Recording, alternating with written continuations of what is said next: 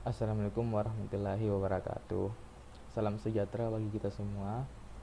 Yang pertama-tama saya panjatkan doa kepada Allah Subhanahu wa taala yang telah melimpahkan rahmat dan kesejahteraan serta karunia-Nya sehingga video presentasi yang saya buat ini dapat dibuat dengan baik. Sebelum masuk ke materi, izinkan saya memperkenalkan diri. Nama saya Nizar Putra Pratama, jurusan Pendidikan Teknik Elektro, Fakultas Teknik Universitas Negeri Makassar.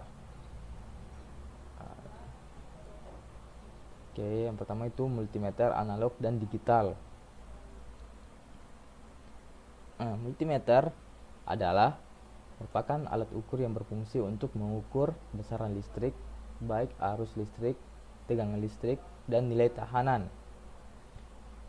Dalam pengaplikasiannya, selain digunakan untuk mengukur arus, tegangan, dan hambatan, multimeter sering juga digunakan untuk memeriksa keadaan dan komponen-komponen elektronika.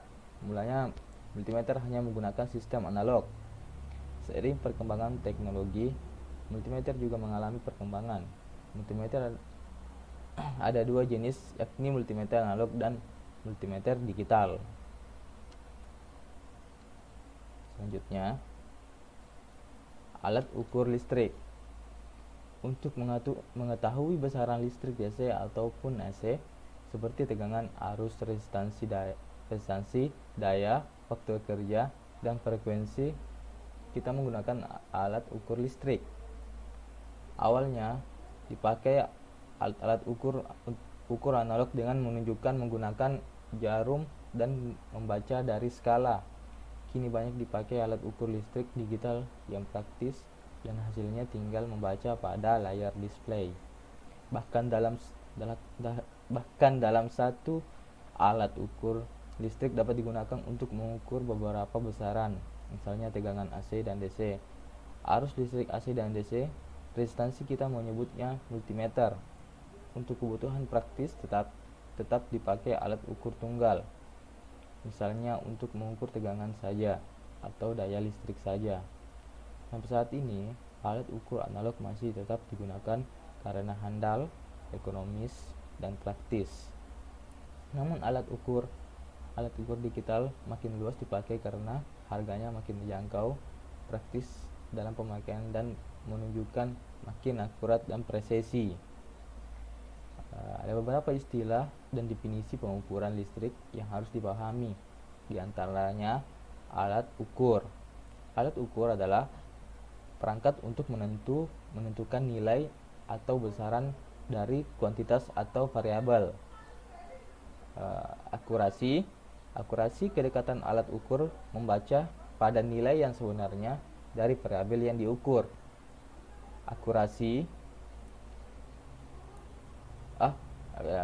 Presisi, hasil pengukuran yang dihasilkan dalam proses pengukuran atau derajat untuk membedakan suatu pengukuran dengan lainnya. Kepekaan, ratio dari sinyal output atau tanggapan alat ukur yang perubahan input atau variabel yang diukur. Resolusi, perubahan terkecil dari nilai pengukuran yang mampu dianggap oleh alat ukur. Dan kesalahan adalah angka yang menyimpangan dari nilai sebenarnya variabel yang diukur. Terus selanjutnya, ukuran standar kelistrikan. Ukuran standar dalam pengukuran sangat penting karena sebagai acuan dalam penerangan alat ukur yang diakui oleh komunitas internasional. Ada 6 besaran yang berhubungan dengan kelistrikan yang dibuat sebagai standar, yaitu standar ampere. Standar ampere menurut ketentuan standar internasional ASI adalah arus konstan yang dialirkan pada dua konduktor dalam ruang hampa udara dengan jarak 1 meter di antara kedua penghantar, menimbulkan gaya 2 kali 10 7 Newton per panjang. Terus resistansi. Standar resistansi menurut ketentuan ASI adalah kawat alloy menangani resistansi 1 ohm yang memiliki tahanan listrik tinggi dan koefisien temperatur rendah ditempatkan dalam tabung terisolasi yang menjaga dari perubahan temperatur atmosfer. Selanjutnya, standar ketegangan ketentuan SI.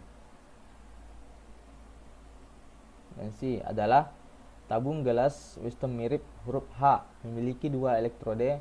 Tabung elektrode positif berisi elektrolit merkuri dan tabung elektrode negatif diisi elektrolit kadmium ditempatkan dalam suhu ruangan. Tegangan elektrode Weston pada suhu 20 Celcius sebesar 1185 volt. Terus selanjutnya, kapasitansi. Standar kapasitansi menurut ketentuan SI diturunkan dari standar resistansi SI dan standar tegangan SI. Dengan menggunakan sistem jawaban Maxwell, dengan diketahui resistansi dan frekuensi secara teliti, akan diperoleh standar kapasitansi Farad. Selanjutnya, induktansi. Standar induktansi menurut ketentuan SI diturunkan dari standar resistansi dan standar kapasitansi dengan metode geometris standar induktor dan akan diperoleh. Kemagnetan.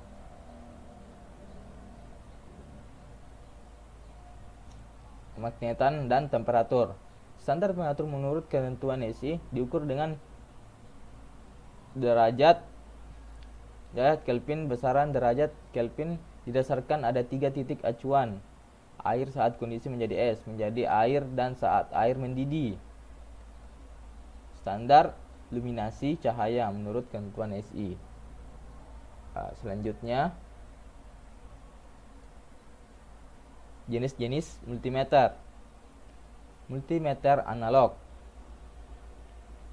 atau yang biasa disebut multimeter jarum adalah alat pengukur besaran listrik yang menggunakan tampilan dengan jarum yang bergerak ke range yang kita ukur dengan probe.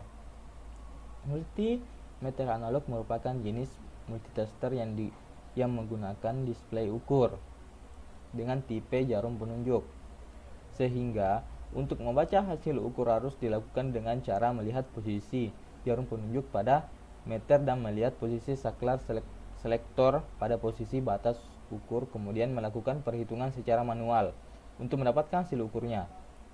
Kondisi atau proses pembacaan hasil ukur yang masih manual ini yang menyebabkan multitester jenis ini dinamakan sebagai multimeter analog. Multimeter juga bisa digunakan untuk mengecek rangkaian pada panel instalasi penerangan dan instalasi tenaga, dan pengecek bocoran arus pada kumparan motor. Multimeter digital hampir sama fungsinya multimeter analog, tapi multimeter digital menggunakan tampilan angka digital. Multimeter digital atau sering juga disebut sebagai multitester saat merupakan jenis multimeter yang telah menggunakan display digital sebagai penampilan hasil ukurnya. Hasil ukur yang ditampilkan pada multitester digital merupakan hasil yang telah sesuai, sehingga tidak perlu dilakukan lagi perhitungan antara hasil ukur dan batas ukur.